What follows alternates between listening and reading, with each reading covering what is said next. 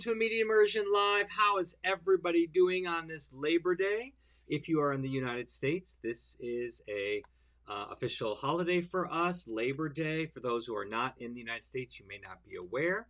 So it is a day that most schools are off. Some schools use this as the last day of summer before school starts tomorrow.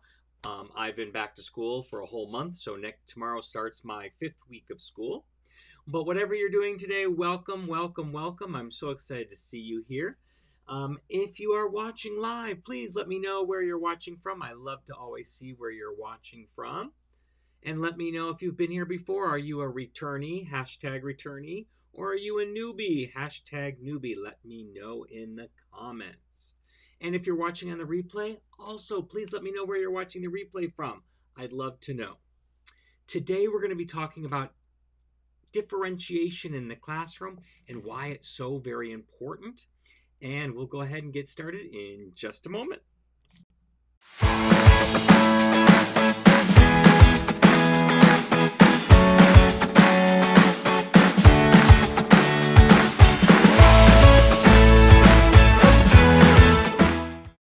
And welcome back. We've got Christine is here joining us on Facebook from Southern New Jersey.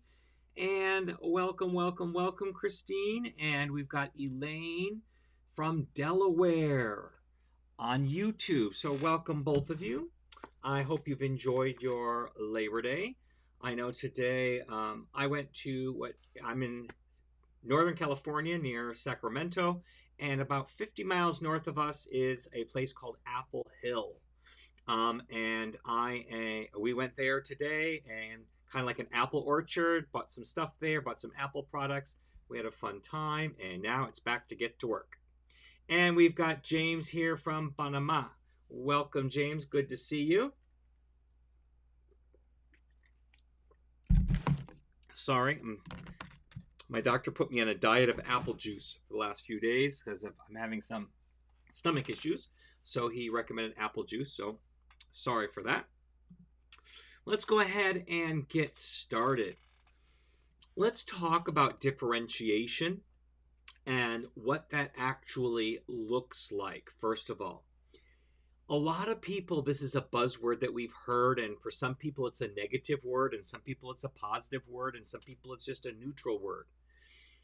The way that I look at differentiation is like glasses. I wear contacts so I can see distance, but I'm old, and so I need reading glasses to see things close up. And that's differentiation. I'm giving myself glasses to make it easier for me to do the same task that everybody else can do. I'm not giving someone superpowers by differentiating what I'm doing. I'm just negating any issues they might have so that everybody can play on an equal playing field. That's what it is for me.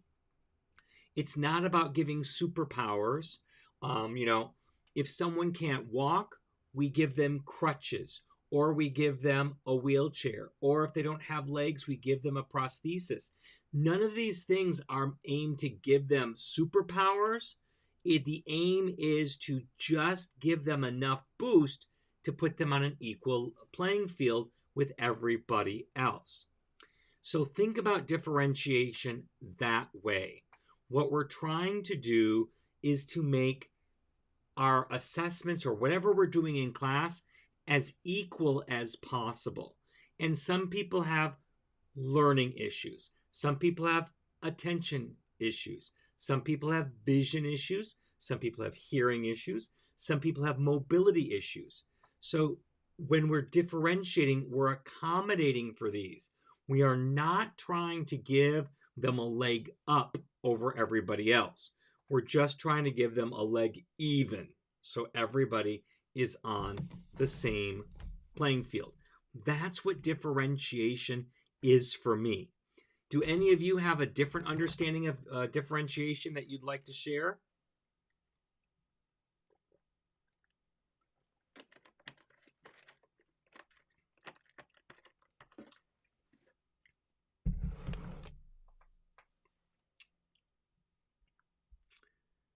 don't see anybody typing, so we'll go on, and if it pops up, we'll talk about it then.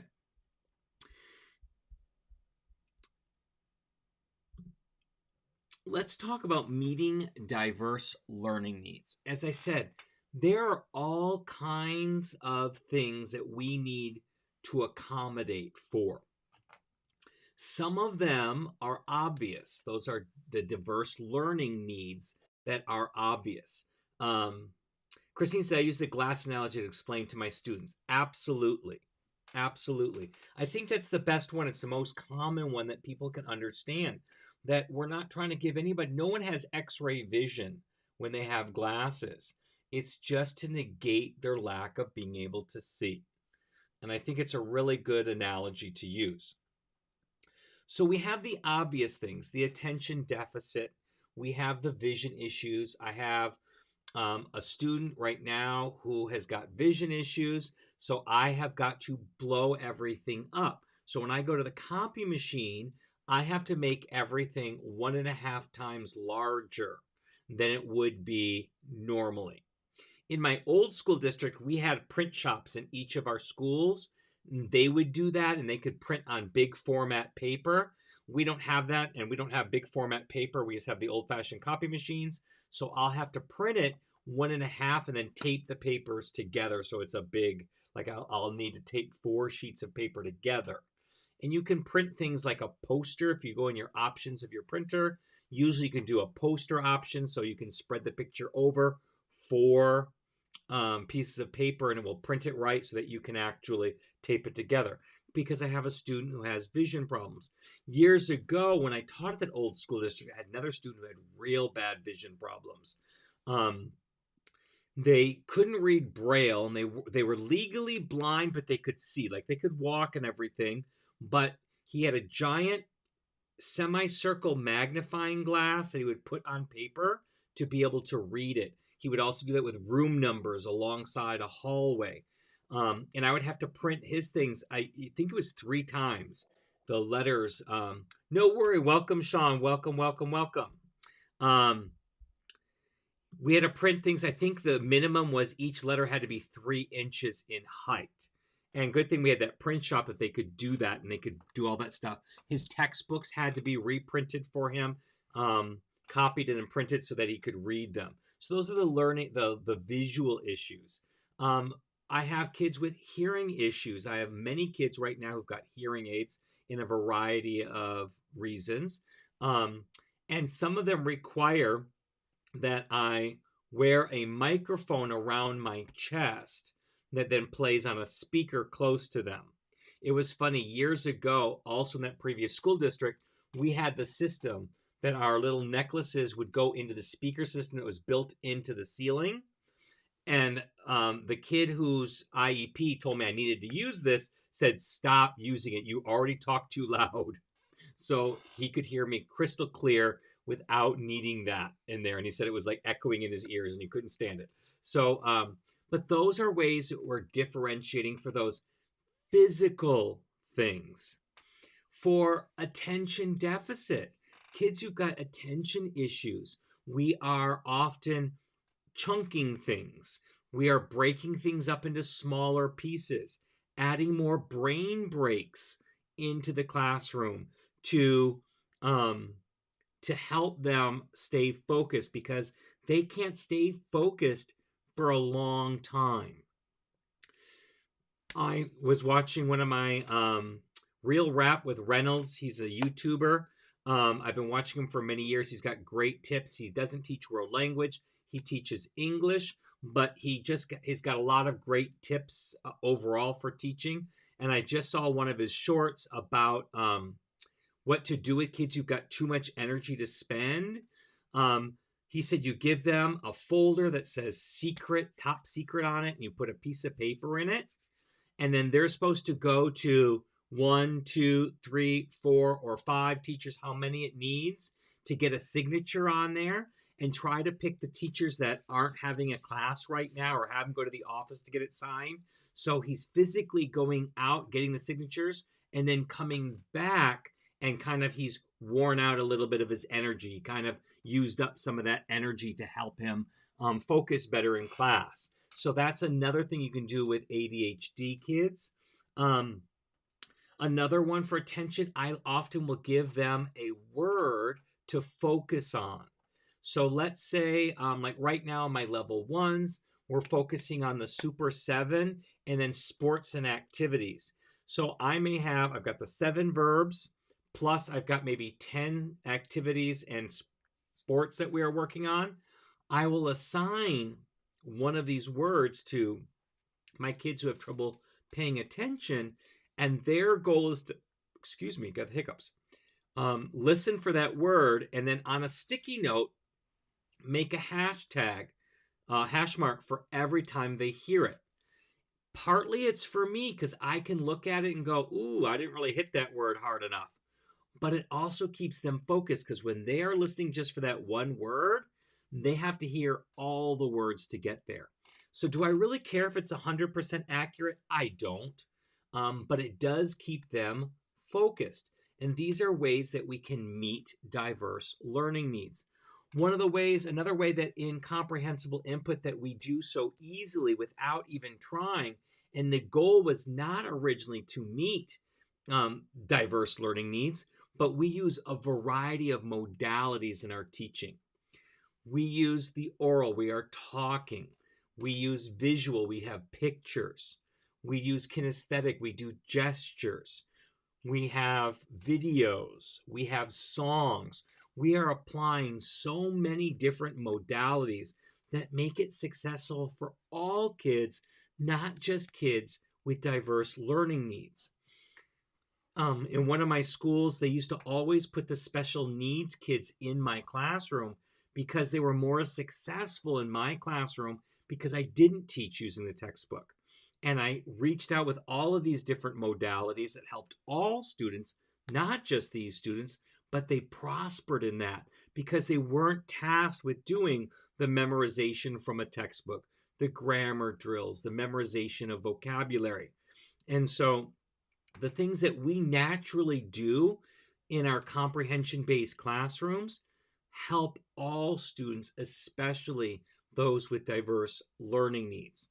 So those are the physical ones, the ones that have IEPs in 504s. And I'm just touching the surface of the ones. Those are the common ones that I get, the ones that have attention issues, vision issues, hearing issues. But we also have ones that aren't written in an IEP or written in a 504. And these might be slower processors. For whatever reason, they process language slower than their peers. And that's not a negative. It just means they need more time with things. So that's where things like embedded reading comes into play, where you may have a reading that you want kids to be able to read that's this big, but your slower processors can't read something that big. Or even if they can, they don't feel like they can. They don't have the confidence. So they shut down.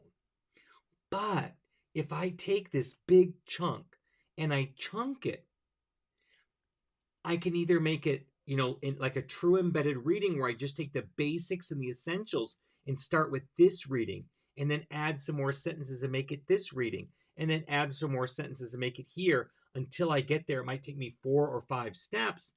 That's one way to scaffold it for those slower processors. Or you can chunk it where I just do 2 or 3 sentences at a time. I'm not embedding the reading at all. I'm just adding to it. So I'm doing 2 or 3 sentences here. Then the next page will be 2 or 3 more sentences. The next page will be 2 or 3 more sentences. So they're only seeing 2 or 3 sentences at a time that they can handle that. Even though I'm not doing any other changes, just chunking it for them. And not chunking it so they see the whole text, which can be overwhelming. I'm only putting 3 sentences at a time on the page. For other kids, they just might need some more white space. So I may have the whole thing up there, but I might be using a bigger font. Not because they can't see, but because bigger fonts are less intimidating And then I put spaces, big spaces between my paragraphs. So there's a lot more white space on the page. Big margins, big letters, and big spaces between the paragraphs. So it's still breaking things up. All of these ways are different ways you can break it up for your slower processors and even for your attention deficit kids. So, but each one applies to a different situation. So you kind of got to feel out which students need what and which method works the best for them. Are there any things that you guys do for your students who need diverse learning needs? What you kind of do to help them along?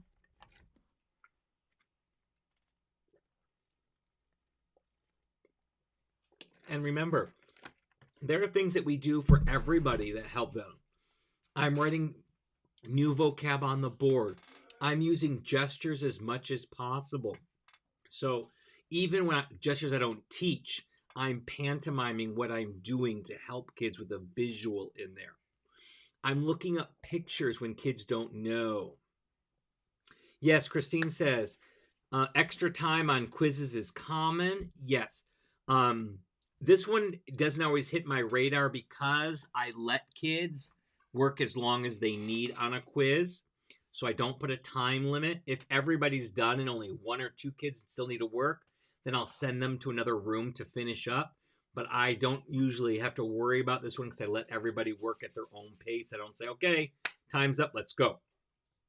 The only thing that I ignore on this, and when they put time and a half on writing assessments. So this one, I talk to my 504 coordinators or my IEP leaders, and I say I won't do this one during our timed writes. When I'm assessing them, I will take into account that they needed more time, but the whole point of it is the time pressure. That's the whole goal. And I've gotten okays by all of my coordinators and my IEP leaders on that one because I tell them the reasoning behind it. And I sound like I grade that if you don't get 100 words on a timed write, you're not getting a good grade. I'm grading on the content, but I will take into account that they did need extra time and that I didn't give it.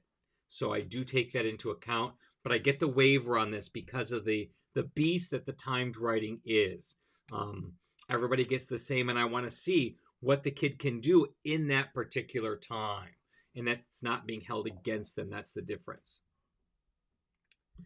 Christine says, what do you think of giving text early ahead of time so they can look at it the day before the class deals with the text together? As long as it's not an assessment type thing, I wouldn't have a problem with that if they want that. I don't always give written copies of text to my students. I used to, but what I ended up finding out would happen is most of my kids just tossed them in the garbage and it was a waste of paper. But kids who want that, who want to highlight and mark it up, by all means, I'll give them one. I've never had a kid ask for one early, but I think that's a great idea as long as it's not an assessment type thing. And also a lot of my kids who do need our special needs, I will give them a copy of it, especially if it says student gets a copy of the teacher's notes. I don't do a lot of notes, so that's what I give them so that they can highlight it and then they could mark it up and put translations or whatever they need along the side. Great. Let's move on to assessment here. And there are usually a lot of different accommodations that are in IEPs and 504s about assessments. One, as Christine put, the extra time on those. But sometimes it'll say reduce the number of questions. So every other question instead of, if you give them 10, they only get 5 questions, or 1 out of 3 questions, depending on, I've seen that one recently in one of my students. They should only be doing 1 out of 3 questions that everybody else answers. So that's easy enough to do. They take the assessment. I cross off certain ones for them to do.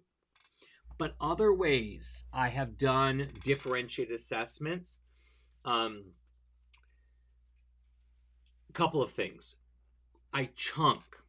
So in level 1 in the beginning, I do this automatically for all my students, but I may have to do it for other students who might need it chunked along the way. So normally how I give a written assessment or a reading assessment or a listening assessment is they will listen to a chunk or they will read a whole chunk and then they will answer all the questions about it afterwards. The questions are in chronological order because I don't want to trick them, but they have to listen to the whole chunk. But for some kids, they can't do that, especially with ADHD kids. So I do it a couple of different ways. So I could do it where I will do a mini chunk of my total and then put the questions like 1 and 2 that apply to that chunk. And then I'll do another chunk. And then I might put questions 3 and 4. So what they're seeing is chunk, questions, rather than big chunk, big questions. So they'll see that in that particular way. I also do that with my level 1s in the first couple of assessments because they're not trained on hearing big chunks of language or reading big chunks of language at once. Other ways I do it is many of our listening and reading are multiple choice questions. There are 10 of them. So what I will do is I will, for a kid who's got something written in their IEP or their 504 that they need assessment accommodations, what I will do is they give me the test back. I see which ones they got wrong right away, and I'll hand them back the test. And I'll say, fix the ones you got wrong. And I'll do that 2 times so they get 3 chances at the apple.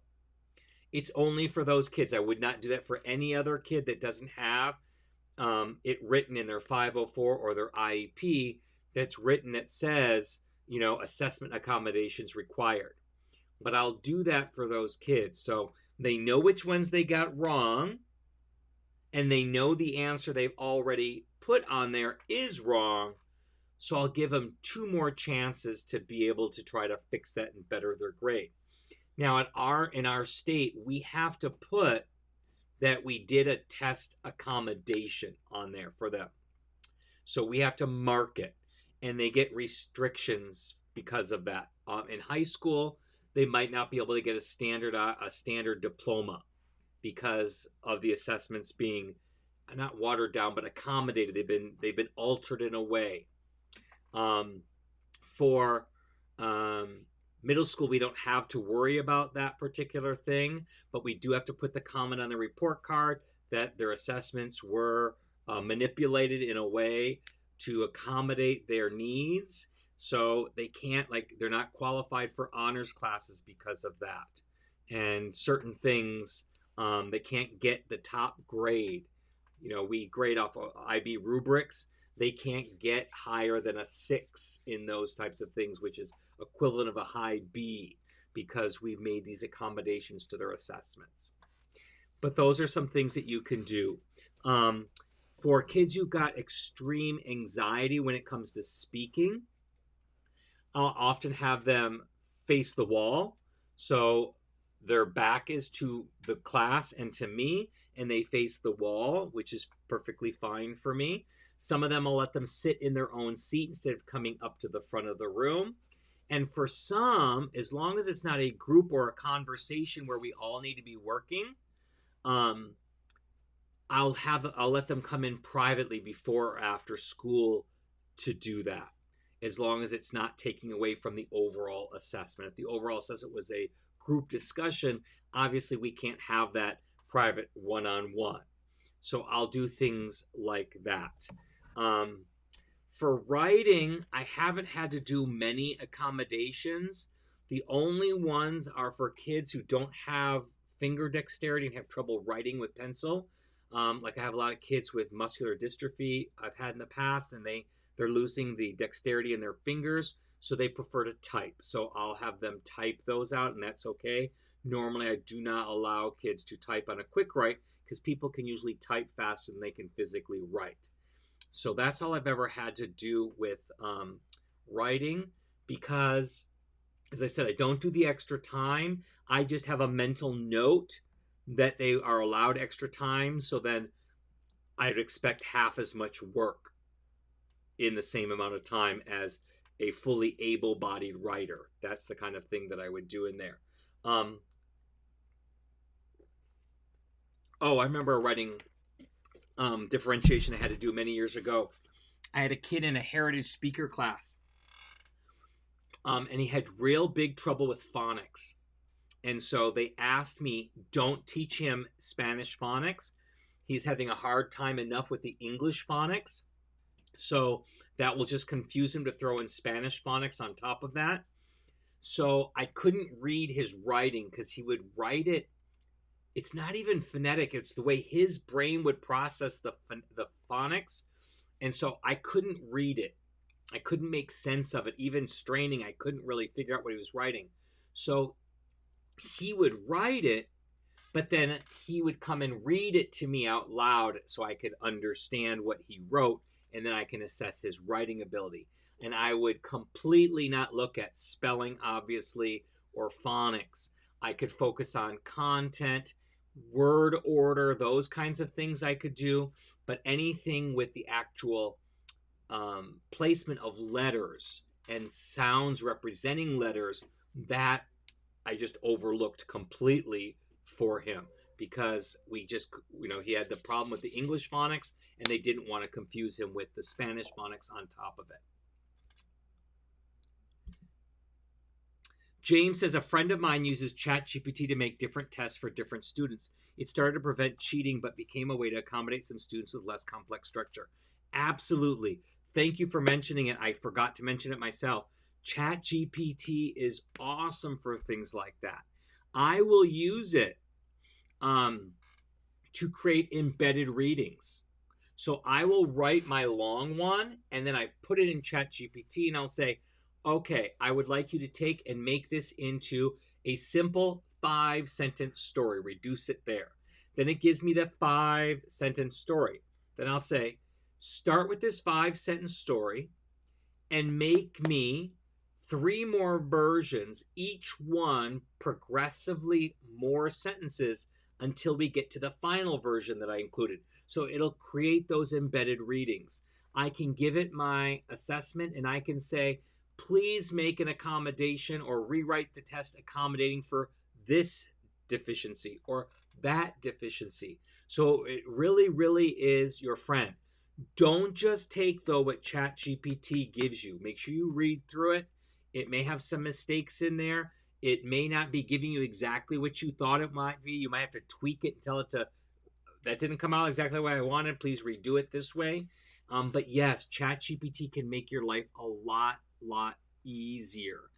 And one of the things I hate doing is making multiple choice questions. Always thinking different choices and doing all of that. So I will write my story and then I will tell ChatGPT to write me 10 multiple choice questions in English about that story along with their answers, and it gives it to me. So that helps me and saves me a heck of a lot of time. Thank you so much for reminding me that of James. Yes. So ChatGPT can also help. There's so many different ways. And whenever you're stumped, 2 things I recommend. 1, talk to the student. Ask them what will help them. How have they done these types of assessments in the past and what has worked? Ask their coordinator or their IEP leader, their case manager, whatever, and see what might work for them. But if none of those have good enough ideas, Google it.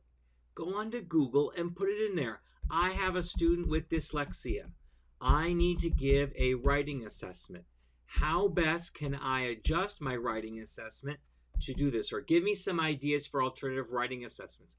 All of those things. The big thing, oh my gosh, we had a teacher who did this years ago. The big thing is you can't change what you're assessing. You can't change the mode. So you can't do a speaking assessment instead of a writing assessment because you need to assess writing. So this teacher, for reading assessments, she would read out loud the text, which then does not make it a reading assessment anymore. it's a listening assessment, and they're not the same skill. So they were trying to differentiate the assessment and accommodate for the student, but in the wrong way, because she turned a reading assessment into a listening assessment. What she needed to do was find a way to modify the reading assessment so the student is still reading and you're getting a valid reading assessment out of it, but you're accommodating for whatever issues they may have with reading. So think about that. Don't change the inherent parts of the assessment when you're doing it.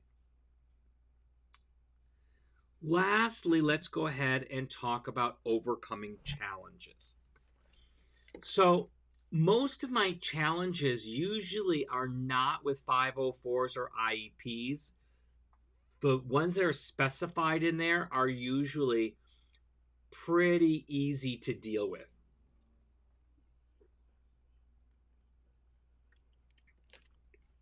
Where I have the trouble is where whenever their issue permeates into the classroom and causes a distraction for the other students.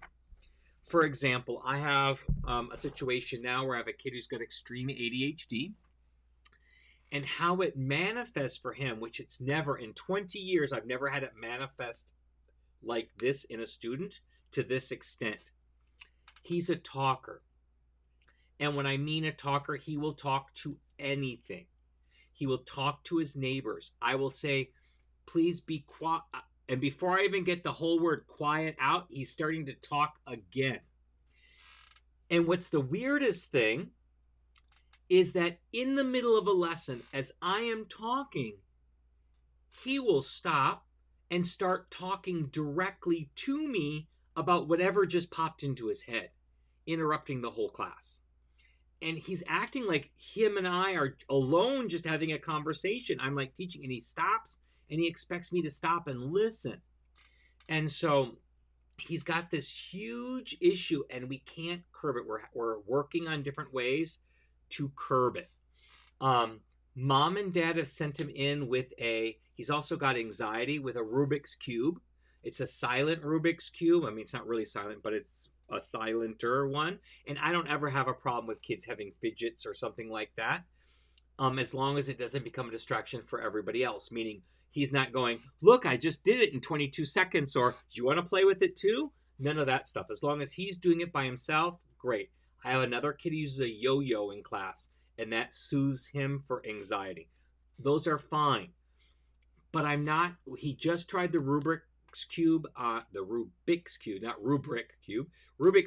Friday, so I don't know how it's going to work with stopping him from talking. I can see how it can soothe anxiety and keep his mind occupied, but I'm not sure how or if it's going to stop the talking. It's something that we are working on. So when this kid was having issues with this nonstop talking, it was getting to the point where the other kids in the class were getting irritated as well.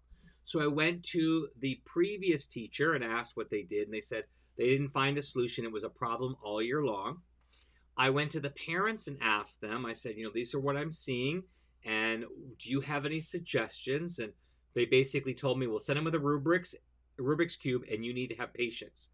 But it wasn't a matter of me having patience. It's becoming a huge distraction in class.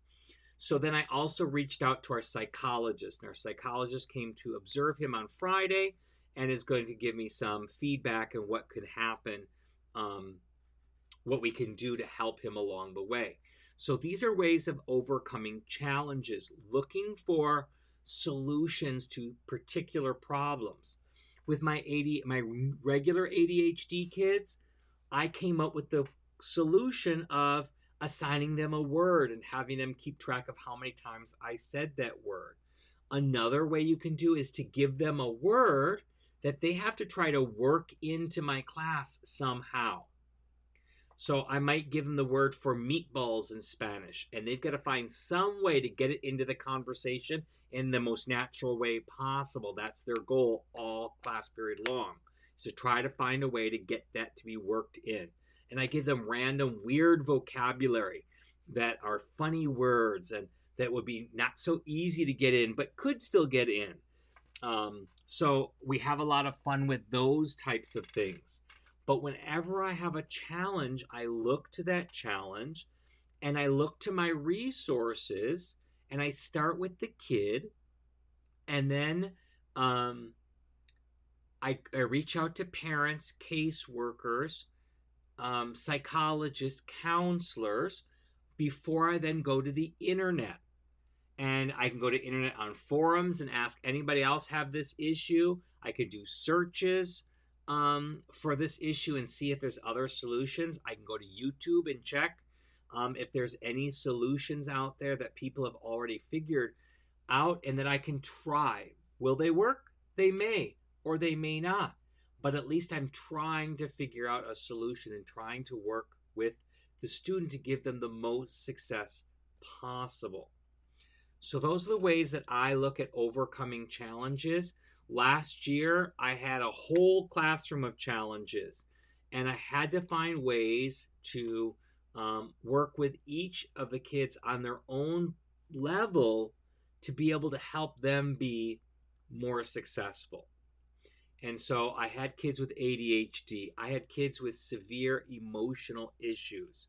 And I had kids who had behavior issues. They were just, for lack of a better term, they were like mean students. They were mean to teachers and mean to other students. And I had to look for ways to overcome challenges. And all of them started with me building real, true relationships with these kids on an individual basis. That's where it started. And then I learned about what their issues were. And then I could figure out solutions that worked for each one of those. Most of the kids who were having a lot of issues were because they weren't getting positive attention. So when they got any attention at all, they would soak that up. Didn't matter if it was negative or positive. But by my giving them positive attention, it helped curb some of these other issues that other teachers were finding. Again, you get a challenge and you've got to do what you've got to do to overcome them. Look to your resources. Start with the student, spread out to the family, spread out to your other resources like counselors, psychologists, case managers, 504 coordinators, then space out to your other teachers and your campus. And then you can spread out to, forums, Facebook groups, YouTube channels, Google searches to try to find creative solutions.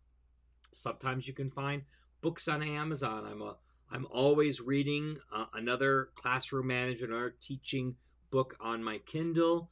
Lots of different ways to get lots of different information. I subscribe to a variety of teacher YouTube channels, even elementary school ones, though I will never teach elementary. I get some really good ideas from that. One I just heard, it was kind of funny, was the flat tire approach to getting kids to be quiet. She teaches elementary school, and all the teachers goes flat tire, and all the kids are supposed to make the sound of what a flat tire makes, which is shh. So it's like a call and response, but it gets everybody to be quiet. I thought it was kind of cute. I don't know if it would work in middle school or high school, but it's kind of cute anyway. I learn different things and different approaches. So subscribe to those and take the time to watch some of those videos. You really can get some really great ideas. Does anybody have any final comments about overcoming challenges?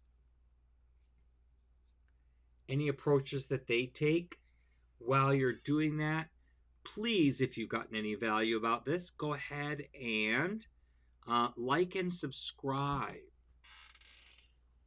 And share the video with other people who you know might need the information. It really does help us out so that we can get the word out to everybody. We are getting closer and closer to my 1,000 goal. We've been doing this just over a year, so I'm really looking forward to hitting the first 1,000. I think we're at 770 or 780, I think, right now. I can't remember where we're at. So we're really trying to get to that 1,000. I would love to get to the 1,000 before the end of the year. also, I wanted to let you know, I'll type it right up here. We are getting ready to start up at the end of the month. Let me type it here before our assessment academy. So you can go to mm.us/academy to register. And we're going to have 11 classes, from proficiency-based grading to creating rubrics to creating all the different types of assessments that we're going to go on. Differentiation is in there. And our final class will be to bring samples of your students' writing and speaking so we can grade them all together, so we can do what I call calibrating a rubric together. So if this is something that you're interested in, you can join. We're going to do live classes on Sunday mornings starting with September 24th. And then we'll do every Sunday skipping Thanksgiving weekend until December 10th is our final class. So if you're interested in participating in that, you're welcome to go to mm.us/academy. As I said, we'll be doing live classes on Sunday mornings, 8 a.m. Pacific, 11 a.m. Eastern. But if you can't watch it live, no worries. We're recording all the classes for you so that you can watch them whenever it's convenient for you. And you'll have access to all of the classes in the community through the end of December 2024. So you've got all the way the rest of this year and all of next year, 2024, to be able to watch and rewatch the lessons. So if that's something you're interested in, again, you can go to mm.us/academy. And if there aren't any other questions, I will wish everybody a great start to the year if you are starting tomorrow. For those of us who've already started, I hope your week goes well. And I will see you next week. Same time, same channel. And let me see what we are talking about next week here. Bear with me a second while I look. Oh, perfect. It's assessment strategies. So we'll be talking about some assessment strategies next week, kind of leading into our Assessment Academy program. So with that, I wish everybody a great night, and I will see you next week, same time, same channel. Good night, everybody.